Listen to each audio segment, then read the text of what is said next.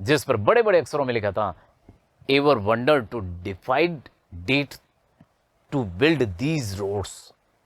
आप ताज्जुब करेंगे, इन रास्तों को बनाने में लोगों ने मौत को झुठलाया है, अर्थात मौत से टक्कर ली है।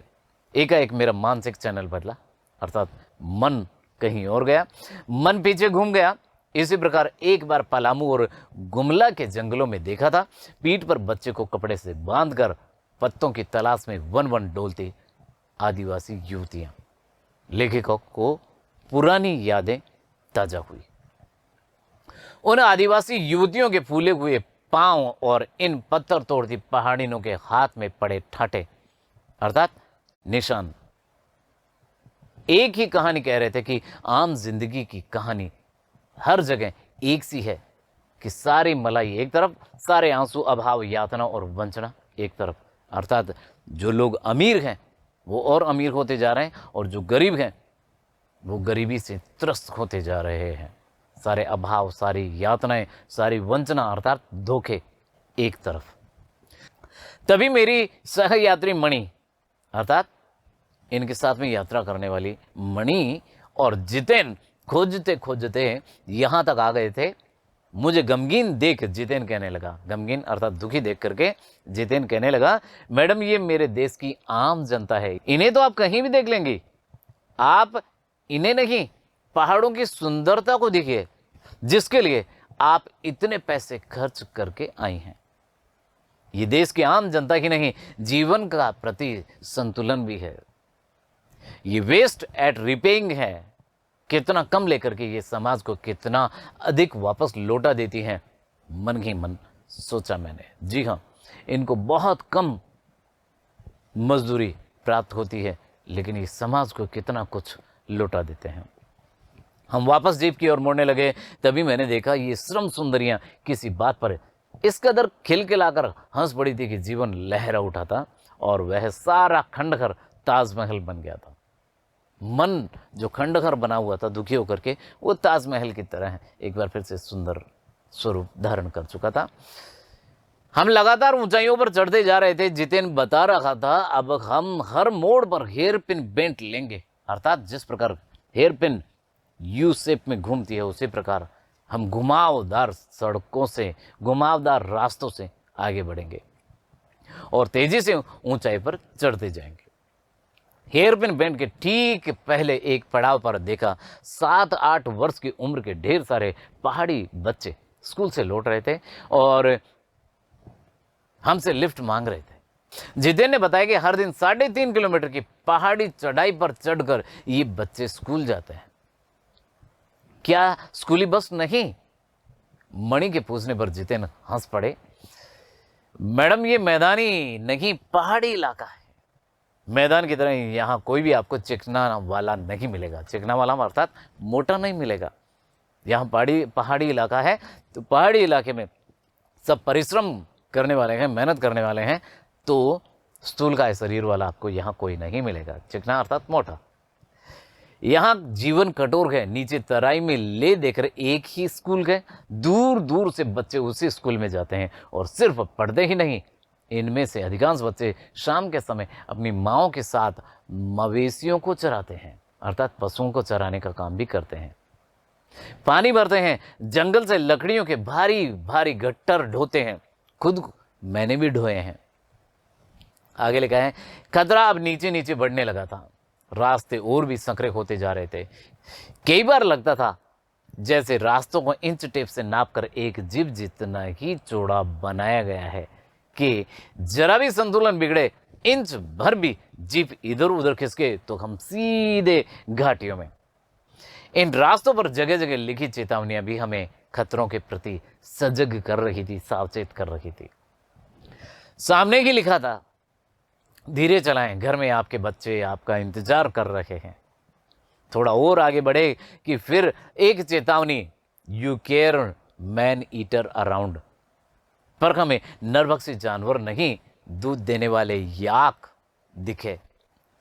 काले काले ढेर सारे याक, पहाड़ों पर गिरती बर्फ से प्राकृतिक ढंग से रक्षा करने वाले घने घने बालों वाले याक।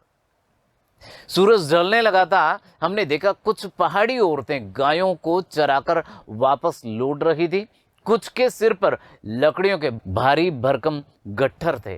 कुछ के सिर पर लकड़ियों के भारी भरकम गट्ठर थे। ऊपर आसमान फिर धुंध और बादलों से घिरा हुआ था। उतरती संध्या में जीप अब चाय के बागानों से गुजर रही थी कि एक दृश्य ने मुझे खींचा, आकर्षित किया। नीचे चाय के हरे भरे बागानों में कई युवतियां बोकू पहने, बोकू होता है सिक्किमी परिधान, सिक्किमी वस्त्र, चाय की पत्तियां तोड़ रही थी। वो युवतियां नदी की तरह उफान लेता उनका यौवन, अर्थात वो पूरी तरह से युवा थी। श्रम से दमकता गुलाबी चेहरा, अर्थात वो युवा थी और उनका चेहरा बिल्कुल गुलाब की तरह चमक रहा था, वो परिश्रम के कारण।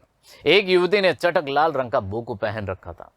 सघन हरियाली के बीच चटक लाल रंग डूबते सूरज की स्वर्णिम और सात्विक आभा में कुछ इस कदर इंद्रधनुषी छटा बिखेर रहा था कि मंत्रमुग्ध सी मैं चीख उठी थी, चीख पड़ी थी। इतना अधिक सौंदर्य मेरे लिए असह्य था, अर्थात सहन करने योग्य नहीं था। युमतांग पहुंचने के लिए हमें रात भर लायुंग में पड़ाव लेना था और गगनचुंबी पहाड़ों के तल में सांस लेती एक नन्ही सी शांत बस्ती थी लायुंग। सारी दौड़ धूप से दूर जिंदगी यहां निश्चिंत सो रही थी। उसी लायुंग में हम ठहरे थे, तीस्ता नदी के तौर पर बसे लकड़ी के एक छोटे से घर में। मुंह हाथ धोकर मैं तुरंत ही तीस्ता नदी के किनारे पर बिखरे पत्थरों पर बैठ गई थी। सामने बहुत ऊपर से बहता झरना नीचे कल कल बहती तीस्ता नदी में मिल रहा था।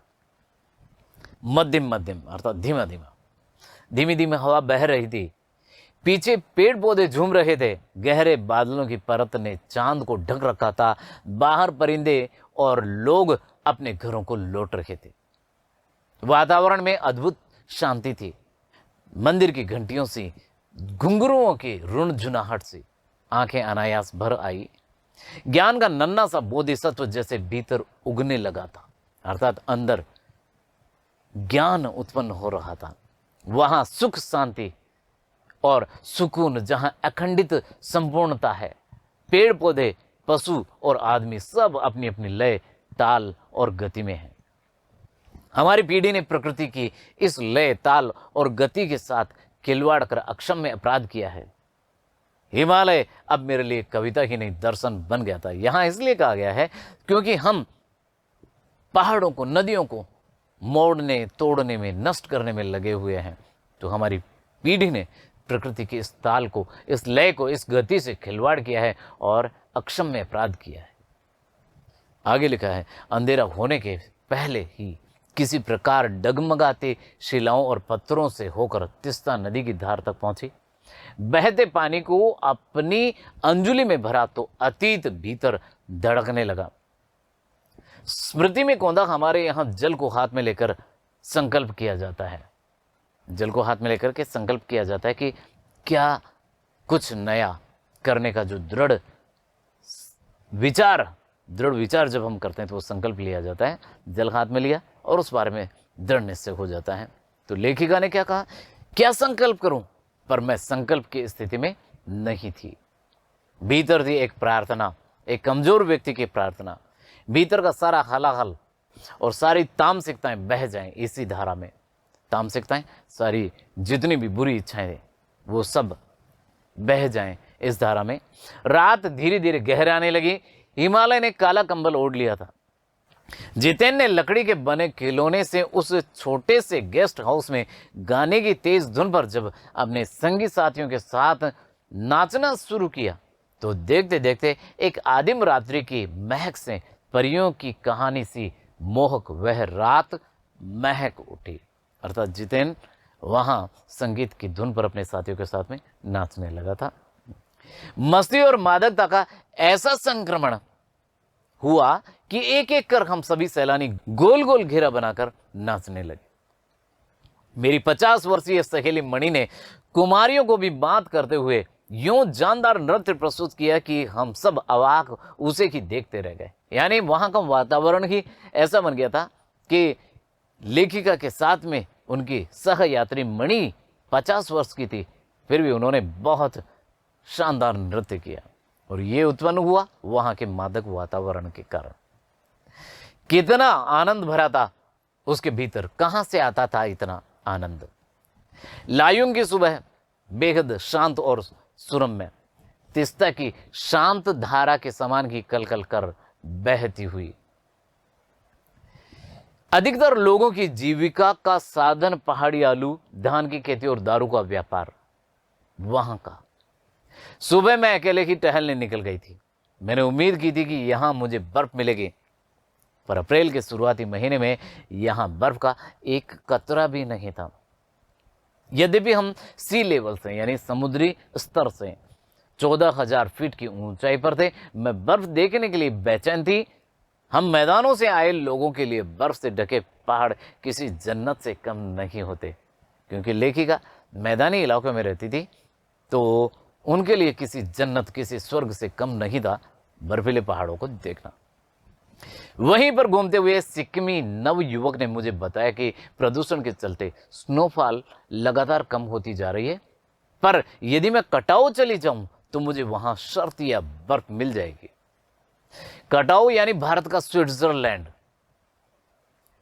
कटाऊ जो कि अभी तक टूरिस्ट स्पॉट नहीं बनने के कारण सुर्खियों में नहीं आया था और अपने प्राकृतिक स्वरूप में था। जी हां, टूरिस्ट स्पॉट बन जाता है तो वहां अनेक पर्यटक पहुंच जाते हैं और वहां गंदगी फैल जाती है। लेकिन यहां कटाऊ अपने प्राकृतिक स्वरूप में था, क्योंकि अभी तक टूरिस्ट स्पॉट नहीं बना था। कटाऊ जो लायुंग से 500 फीट ऊंचाई पर था और करीब 2 घंटे का सफर था। वह नव युवक मुझसे बतिया रहा था, अर्थात बात कर रहा था, और उसकी घरवाली अपने छोटे से लकड़ी के घर के बाहर हमें उत्सुकता पूर्वक देख रही थी। तभी गाय ने आकर बाहर थैले में रखा उसका महुआ एक मादक पदार्थ होता है जिसकी फसल तैयार होती है, तो महुआ गुड़ुप कर लिया, अर्थात निगल लिया। मीठी झिड़कियां देकर उसने गाय को भगा दिया था। उम्मीद, आवेश और उत्तेजना के साथ अब हमारा सफर कटाऊ की ओर। कटाऊ का रास्ता और खतरनाक था और उस पर धुंध और बारिश। जितेन लगभग अंदाज से गाड़ी चला रहा था। पहाड़, पेड़, आकाश, घाटियां, सब पर बादलों की परत, सब कुछ बादलमय। बादलों को चीर कर निकलती हमारी जीप। खतरनाक रास्तों के एहसास ने हमें मौन कर दिया था। सब चुप हो गए, क्योंकि रास्ता बहुत खतरनाक था और उस पर बारिश, एक चूक और सब खल्लास। सांस रोके हम धुंध और फिसलन भरे रास्तों पर संभल संभल कर आगे बढ़ती जीप को देख रहे थे। हमारी सांस लेने की आवाजों के सिवाय आसपास जीवन का कोई अता पता नहीं था। यानी इतनी शांति थी कि उनकी सांसों की आवाज भी सुनाई दे रही थी। फिर नजर पड़ी बड़े बड़े शब्दों में लिखी एक चेतावनी पर, if you are married divorce speed, यानी यदि आप शादीशुदा हैं तो स्पीड से तलाक ले लें। थोड़ी ही दूर आगे बढ़े थे कि एक चेतावनी, दुर्घटना से देर भली, सावधानी से मौत टली। तो इस प्रकार की चेतावनियां उनको देखने को मिल रही थी। करीब आधे रास्ते बाद धुंध छटी और साथ ही सृष्टि और हमारे बीच का फैला सन्नाटा भी हटा। नार्गे उत्साहित होकर कहने लगा, कटाऊ हिंदुस्तान का स्विट्जरलैंड है। मेरी सहेली मणि स्विट्जरलैंड घूम आई थी, उसने तुरंत प्रतिवाद किया, अर्थात विरोध किया। नहीं, स्विट्जरलैंड भी इतनी ऊंचाई पर नहीं है और नहीं इतना सुंदर। यानी कटाऊ स्विट्जरलैंड से भी ज्यादा सुंदर उनको दिखाई दे रहा था। हम कटाऊ के करीब आ रहे थे क्योंकि दूर से ही बर्फ के ढके पहाड़ दिखने लगे थे। पास में जो पर्वत थे वे भी आधे हरे काले दिख रहे थे। लग रहा था जैसे किसी ने इन पहाड़ों पर पाउडर छिड़क दिया हो। कहीं पाउडर बची रह गई और कहीं वह धूप में बह गई हो। नार्गे ने उत्साहित होकर कहा, देखिए एकदम ताजा बर्फ है। लगता है रात में ही गिरी है यह बर्फ। थोड़ा और आगे बढ़ने पर हमें पूरी तरह बर्फ से ढके पहाड़ दिख रहे थे, साबुन के झाग की तरह सब और गिरी हुई बर्फ। मैं जीप की खिड़की से मुंडी निकाल निकाल दूर तक देख रही थी चांदी से चमकते पहाड़। एकाएक जितेन ने पूछा, कैसा लग रहा है? मैंने जवाब दिया, राम रोचो। वह उछल पड़ा, अरे ये नेपाली बोली कहां से सीखी? अपनी भाषा के गर्व से उसकी आंखें चमक उठी, चेहरा इतराने लगा। जी हां, जब हम अपनी मातृभाषा सुनते हैं कहीं दूसरे स्थान पर ऐसे व्यक्ति से जिसने कभी सीखी ही नहीं हो, नए व्यक्ति से, तो हमारी आंखें हमारी मातृभाषा की गर्व से चमक उठती है। तो ऐसा ही जितेन के साथ में हुआ और तभी किसी चमत्कार की तरह हल्की हल्की बर्फ एकदम महीन महीन मोती की तरह गिरने लगी थी। तिमरो माया संदे मलाई सताउच। क्या मतलब है इसका? कि तुम्हारा प्यार मुझे सदैव रुलाता है। चंगू और बिखरी ये बर्फीली सुंदरता जितेन के मन पर भी थाप लगाने लगी थी। प्रेम की झील में तैरते हुए वह झूम झूम गाने लगा था। वह क्या गाने लगा था कि तिमरो माया संदे मलाई सताउच। आगे लगा है, हम सभी सैलानी अब जीप से उतरकर बर्फ पर कूदने लगे थे। यहां बर्फ सर्वाधिक थी, घुटनों तक नरम नरम बर्फ। ऊपर आसमान और बर्फ से ढके पहाड़ एक हो रहे थे, अर्थात हमें लग रहा था जैसे मिल रहे हों आपस में। ऊपर कई सैलानी बर्फ पर लेटकर हर लम्हे की रंगत को कैमरे में कैद करने में लगे थे, अर्थात फोटोज खींच रहे थे। मेरे पांव झनझन करने लगे थे, पर मन वृंदावन हो रहा था। भीतर जैसे देवता जाग गए थे। ख्वाहिश हुई कि मैं भी बर्फ पर लेटकर इस बर्फीली जन्नत को जी भर कर देखूं। उन्होंने कैमरे में कैद नहीं किया, अपने मन में इस जन्नत को, इस स्वर्ग को कैद किया। पर मेरे पास बर्फ पर पहनने वाले लंबे लंबे जूते नहीं थे। मैंने चाहा कि किराए पर ले लूं, पर कटाओ युमथांग और झांगू लेक की तरह टूरिस्ट स्पॉट नहीं था, और इस कारण यहां झांगू की तरह दुनिया भर की तो क्या एक भी दुकान नहीं थी। खैर, दनादन फोटो खिंचवाने के बजाय मैं उस सारे परिदृश्य को अपने भीतर लगातार खींच रही थी, जिससे महानगर के डार्क रूम में मैं इसे फिर से देख सकूं, अर्थात अपने मन में उस सारे परिदृश्य को कैद कर रखी थी। संपूर्णता के उन क्षणों में यह हिमशिखर मुझे आध्यात्मिक अतीत से जोड़ रहे थे। शायद ऐसी ही विभोर कर देने वाली दिव्यता के बीच हमारे ऋषि मुनियों ने वेदों की रचना की होगी, यानी इतनी सुंदरता और प्रकृति की गोद में ही वेदों की रचना यहाँ हुई होगी। जीवन सत्यों को खोजा होगा। सर्वे भवन्तु सुखिनः, सर्वे सन्तु निरामयाः, सर्वे भद्राणि पश्यन्तु, मां कश्चित् दुख भाग भवेत्। इस प्रकार का महामंत्र जो है उसको पाया होगा, प्राप्त किया होगा। अंतिम संपूर्णता का प्रतीक वह सौंदर्य ऐसा कि बड़ा से बड़ा अपराधी भी इसे देख ले तो क्षणों के लिए ही सही करुणा का अवतार बुद्ध बन जाएगा। यानी कोई अपराधी होगा तो भी वह उस प्रकृति को देखकर, प्राकृतिक सौंदर्य को देख करके अपने अपराध छोड़ देगा, चाहे कुछ पल के लिए ही सही। और तभी दिमाग में कौंधा कि मिल्टन ने ईव की सुंदरता का वर्णन करते हुए लिखा था कि शैतान भी उसे देखकर ठगा सा रह जाता था और दूसरों का अमंगल करने की वृत्ति भूल जाता था। मैंने मणि से पूछा क्या उसने पढ़ी है मिल्टन की वह कविता, पर मणि उस समय किसी दूसरे ही सवाल से जूझ रही थी। वह एकाएक दार्शनिकों की तरह कहने लगी, ये हिमशिखर जल स्तंभ हैं पूरे एशिया के। देखो प्रकृति भी किस नायाब ढंग से सारा इंतजाम करती है। क्या इंतजाम करती है, देखते हैं आगे। सर्दियों में बर्फ के रूप में जल संग्रह कर लेती है और गर्मियों में पानी के लिए जब त्राही त्राही मचती है तो यही बर्फ शिलाएं पिघल पिघल कर जलधारा बन हमारे सूखे कंठों को तरावट पहुंचाती है। कितनी अद्भुत व्यवस्था है जल संचय की।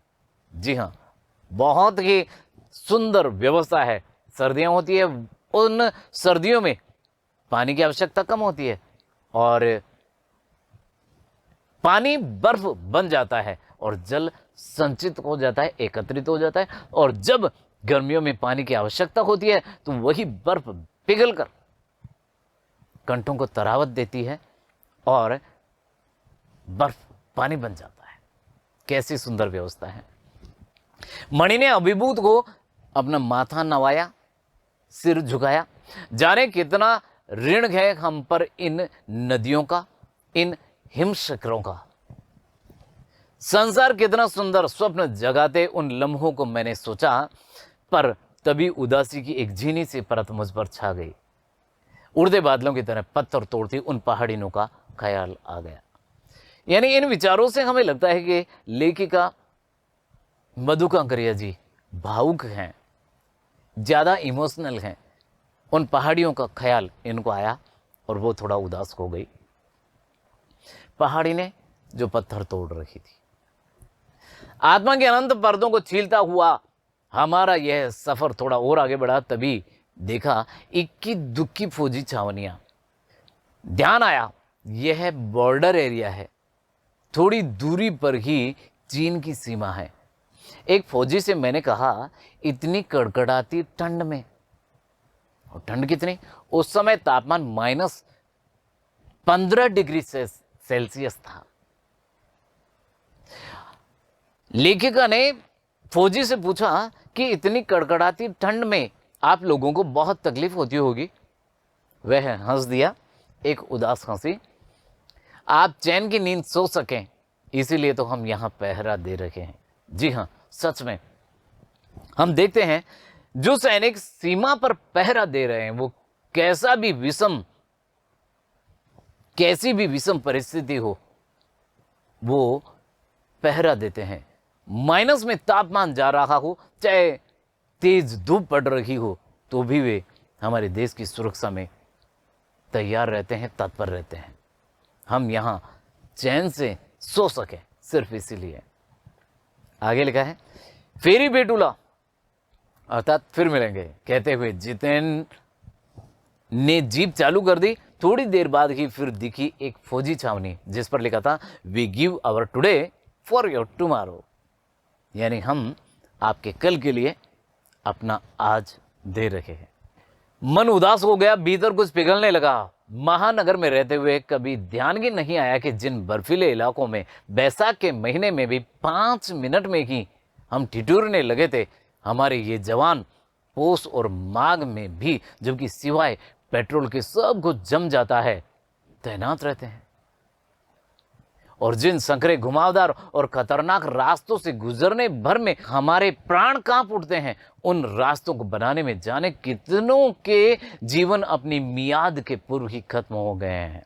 अर्थात मियाद, समय सीमा। लोगों का जो जीवन समय होता है वो जीवन समय से पूर्व ही उन रास्तों को बनाने में उन्होंने अपने प्राण त्याग दिए हैं, अपना जीवन बलिदान कर दिया है उन रास्तों को बनाने में। मेरे लिए ये यात्रा सचमुच की ही एक खोज यात्रा थी। लेखिका मधु कांकरिया कह रही हैं कि पूरा सफर चेतना और अंतरात्मा में हलचल मचाने वाला था। बहरहाल हम लायुंग वापस लौटकर फिर युमथांग की ओर। जिदेन कुछ दिन पूर्व ही नेपाल से ताजा आया था। युमथांग की घाटियों में एक नया आकर्षण और जुड़ गया था। ढेरों प्रियुता और रोडोडेंड्रो के फूल। जिदेन बताने लगा, बस 15 दिनों में देखिएगा कि पूरी घाटी फूलों से इस कदर भर जाएगी कि लगेगा फूलों की सीज रखी हो। यहां रास्ते अपेक्षाकृत चौड़े थे, इस कारण खतरों का एहसास कम था। इन घाटियों में कई बंदर भी दिखे, कुछ अकेले तो कुछ अपने बाल बच्चों के साथ। बहरहाल घाटियों, वादियों, पहाड़ों और बादलों की आंख मिचोली दिखाती पहाड़ी कबूतरों को उड़ाती हमारी जीप जब युमथांग पहुंची तो हम थोड़े निराश हुए। बर्फ से ढके कटाव के हिम शिखरों को देखने के बाद युमथांग थोड़ा फीका लगा और यह भी एहसास हुआ कि मंजिल से कहीं ज्यादा रोमांचक होता है मंजिल तक का सफर। जी हां, बहुत ही सुंदर पंक्तियां इन्होंने लिखी है कि जब हम मंजिल को प्राप्त करना चाहते हैं, मंजिल की ओर आगे बढ़ते हैं, तो सफर ज्यादा सुहाना लगता है, मंजिल उतनी अच्छी नहीं लगती है। ठीक ही कहा है मधु कांकरिया जी ने। बहरहाल युमथांग में चिप्स बेचती एक सिक्किमी युवती से मैंने पूछा, क्या तुम सिक्किमी हो? उसने क्या जवाब दिया? नहीं, मैं इंडियन हूं, ऐसा जवाब दिया। यानी उन्होंने सिक्किम को भारत से अलग नहीं समझा और कहा कि मैं इंडियन हूं। सुनकर बहुत अच्छा लगा। सिक्किम के लोग भारत में मिलकर बहुत खुश हैं। जब सिक्किम स्वतंत्र रजवाड़ा था तब टूरिस्ट स्पॉट इतना नहीं फला फूला था। हर एक सिक्किमी भारतीय आबोहवा में इस कदर घुल मिल गया है कि लगता ही नहीं कभी सिक्किम भारत में नहीं था। जीप में बैठने को हुए कि एक पहाड़ी कुत्ते ने रास्ता काट दिया। रास्ता काट दिया, बिल्ली रास्ता काट जाती है तो कुछ अपशगुन होते हैं, लेकिन यहां पहाड़ी कुत्ते ने रास्ता काटा था। तो मणि ने बताया, ये पहाड़ी कुत्ते हैं, ये भौंकते नहीं हैं, ये सिर्फ चांदनी रात में ही भौंकते हैं। क्या? विस्मय और अविश्वास से मैं उसे सुनती रही। क्या समुद्र की तरह कुत्तों पर भी पूर्णिमा की चांदनी कामनाओं का ज्वार भाटा जगाती है? खैर, लौटती यात्रा में भी जीप में जितेन हमें रकम रकम की यानी अलग अलग प्रकार की जानकारियां देता रहा। मैडम, यहां एक पत्थर है जिस पर गुरु नानक के फुटप्रिंट हैं। कहते हैं यहां गुरु नानक की थाली से थोड़े से चावल छिटक कर बाहर गिर गए थे। जिस जगह चावल छिटक कर गिरे थे वहां चावल की खेती होती है। करीब 3-4 किलोमीटर बाद ही उसने फिर उंगली दिखाई। मैडम, इसे खेदुम कहते हैं।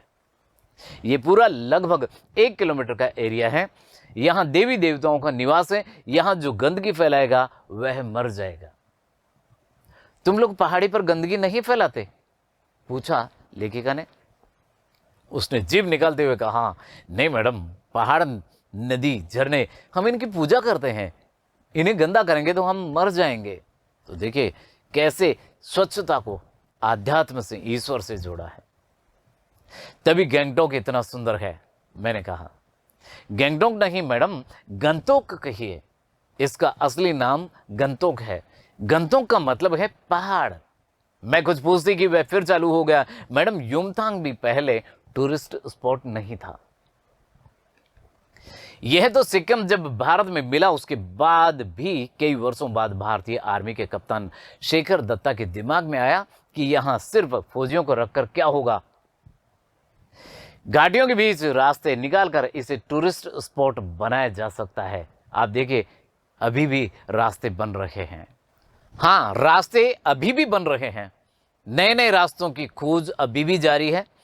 शायद मनुष्य की इसी असमाप्त खोज का नाम सौंदर्य है। मन ही मन कहती हैं, जीप आगे बढ़ने लगती है। तो इस प्रकार लेखिका मधु कांकरिया जी ने अपनी इस यात्रा का वर्णन किया है। ऐसा वर्णन किया है कि हमें लगता है कि साक्षात हम ही ये गैंगटॉक और लायुंग की यात्रा करके अभी अभी लौटे हैं। आप लोगों को भी ये यात्रा संस्मरण अवश्य पसंद आया होगा। मिलते हैं एक और नए टॉपिक के साथ में। तब तक स्वस्थ रहें, प्रसन्न रहें। जय हिंद, जय भारत।